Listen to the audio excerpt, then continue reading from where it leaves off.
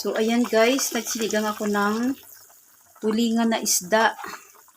Bali, ang part ng isda na to guys, ulo. Tapos, yung gitna niya. At saka yung buntot.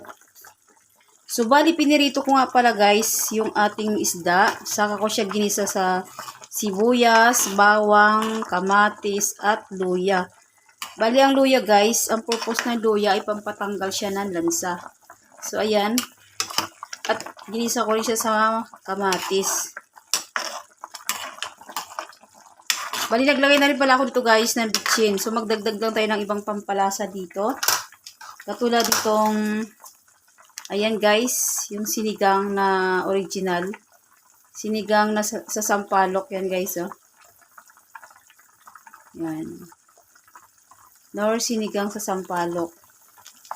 So, ayan, maglagay lang tayo ng konti.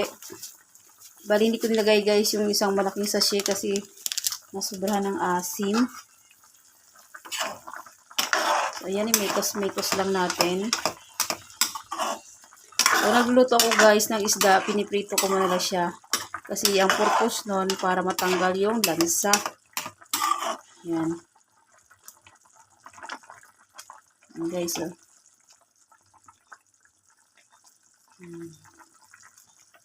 Masarap to guys, itong tulingan na to. Pero sa mga bagong panganak guys, huwag niyong pakainin ng tulingan or tambakol kasi malakas ito guys magpabinat sa mga bagong panganak. So, ayan, bali magdadagdag lang tayo to guys ng kaunting asin. Bali, asin ang nilagay ko guys. Instead na patis. Dahil ubusan ako ng patis kaya asin na lang. So, ayan. Haluin na natin ng bahagya para hindi madurog.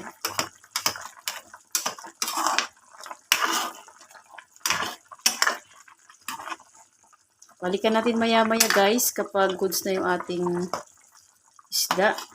Yan. Pwede naman ninyo dagdagan ito guys ng maraming tubig. Kung marami kayo sa bahay nyo, pwede nyo naman dagdagan ng maraming tubig. Para marami siyang sabaw. So kasi ako saktuhan lang siya kasi nga apat lang rin kasi kami. So ayan.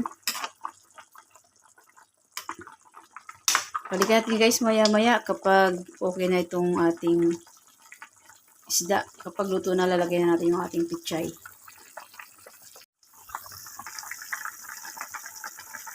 So ayan guys, goods na yung ating sinigang na tulingan. Bali maglalagay na tayo dito guys ng pechay. Bali naglalagay pala ako guys ito ng 3 siling haba. So ayan, yung ating siling haba na panigang. Para may kaunting sipa. Ngayon maglalagay tayo ng ating pechay. Bali hindi ko na guys pinutol yung mga pechay. Ayan, ganyan na siya kahaba. Ayan, dito ako nagluto guys sa pan ko na brown na hindi na siya non-stick. Nasira na siya sa kakapospos namin ng stain wall. So, goods pa naman siya, kaya hindi pa namin siya tinatapon kasi malaking bagay rin na paglutuan pa ito, hindi naman siya sira. So, ayan.